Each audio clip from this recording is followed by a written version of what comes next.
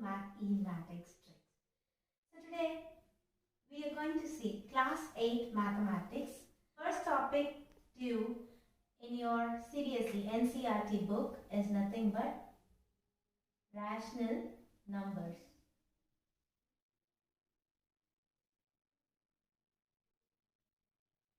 So this is an introductory video where you will learn the rational number concept. Okay, and what do you mean by the term rational number? So this word rational is derived from the word ratio, which you're already familiar with. So when I say ratio, you express it as a comparison, right? So when I say 2:5, so how do you write it? 2 divided by 5. So ratio is nothing but comparison of two quantities which are of a similar kind. Okay. So this word rational number is obtained from this word ratio. So the general form of your rational number is nothing but P by Q. P by Q is the form for your rational number where your Q value is not equal to 0. This point is very important. So why do we say that Q value should not be equal to 0? So in our previous video, we have discussed why 1 by 0 is not defined.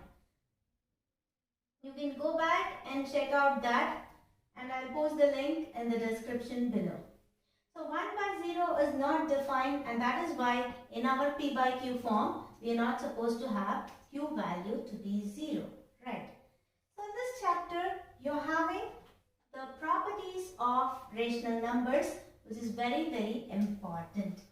So this chapter consists of the following topics: your properties of rational numbers.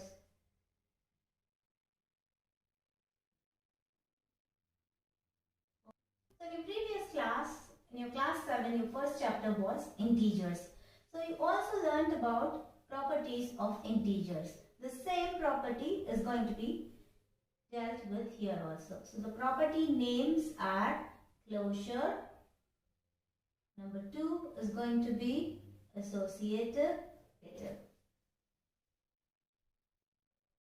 And your third property is nothing but commutative or commutative, however you call it. And your fourth property could be called as distributive property. Your fifth property is nothing but identity. The sixth property would be inverse. So these are the general properties which you have already learnt in class 7 for the topic integers. So here we are going to apply the same rules for rational numbers. So let's learn the meaning of each of these properties. So these are the 6 properties which you have already learnt in your class 7 in the topic of integers. Now these 6 properties are to be performed for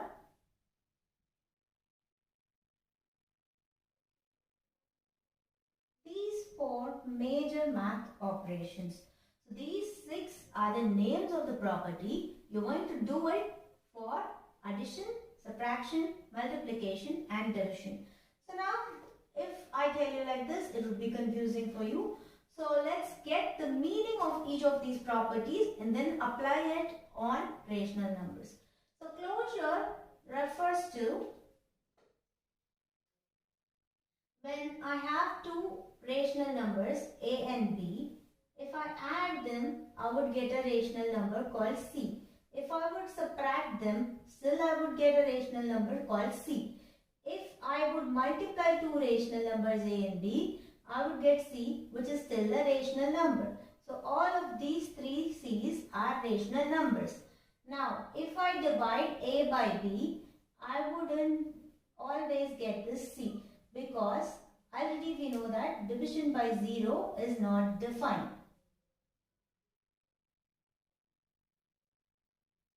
So, closure property would be applicable only to 3 of these operations. So, closure is applicable to plus, minus and into. associative property, you can take any rational number of your own choice and you can check it out. Now, coming to associative property, this associative property can also be called as regrouping.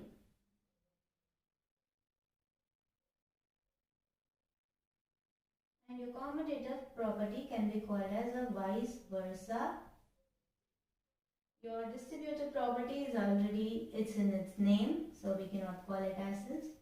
And your identity and inverse are very familiar to you. So, next one, we would just look at associative property. Associative property, as the name suggests, whenever, I'll write the number 2 over here.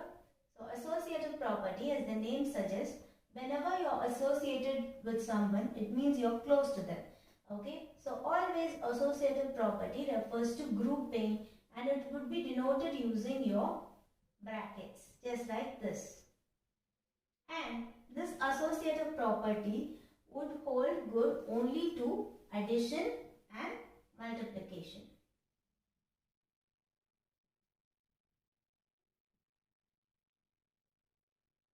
Here I group these two terms A and B and added with C, and on the right hand side I group B and C and added with A. Still the answer would remain the same.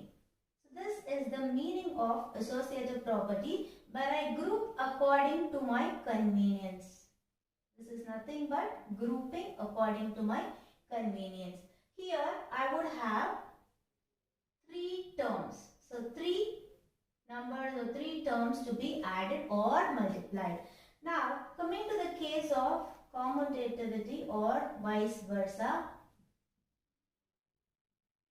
In this case, it is A into B is going to be B into A, and your A plus B is equal to B plus A. So what happens in this case is, it is just 2 terms. So here is your difference. So most of you ask me and keep on having the same doubt. You all have the same doubt.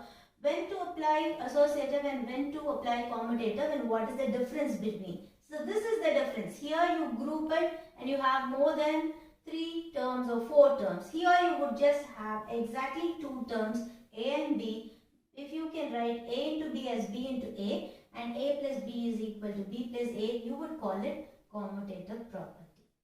Coming to the 4th one, distributive. So this is a beautiful property. It is just like you are distributing chocolates to your friends on your birthday.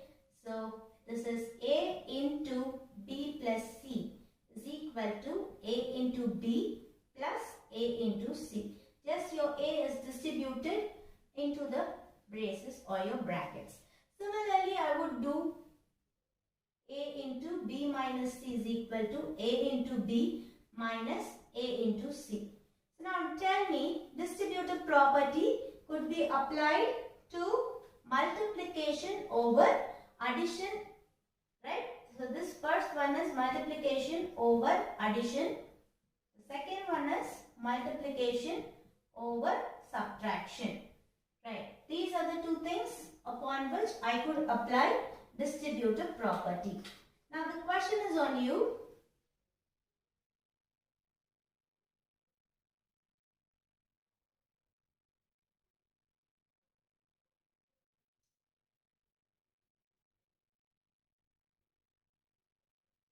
If one of you could just comment below why distributive property is not applicable to division or multiplication over division.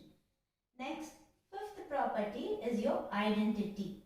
Whenever I say the word identity, or if I ask you what is your identity, you would tell me your name, right?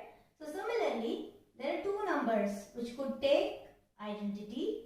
One is 0 and one is 1, right? So 0 could be called as your additive identity. 0 is always called as our additive identity because to any number if I add 0, it wouldn't change the sum or the difference. And 1 is always to be called as this, or is always to be called as multiplicative identity. So any number when I multiply with 1 gives me the same answer. This is the rule for your identity property. Next is your inverse. So whenever I say the word inverse or whenever I say the word ulta, so it is just the opposite. Yes. So there are two types of inverse over here. You are having additive inverse, which you have learnt in class 7 integers, and then you have multiplicative inverse, which is nothing but your normal reciprocal. So additive inverse, I had actually explained in a previous video. So if possible, I would just share a link. So additive inverse is nothing but A plus A minus A equal 0. And your multiplicative inverse is nothing but A into 1 by A equal 1. So a number multiplied by its reciprocal would give you the answer as 1. So multiplicative inverse can also be called with the name reciprocal. So that's all. That's it for your properties. So these are the properties of your rational numbers. So it's pretty simple and pretty easy. I hope you get it right. We'll continue with exercise 1.1 problems in the next class. See you then. Bye. Take care and stay safe.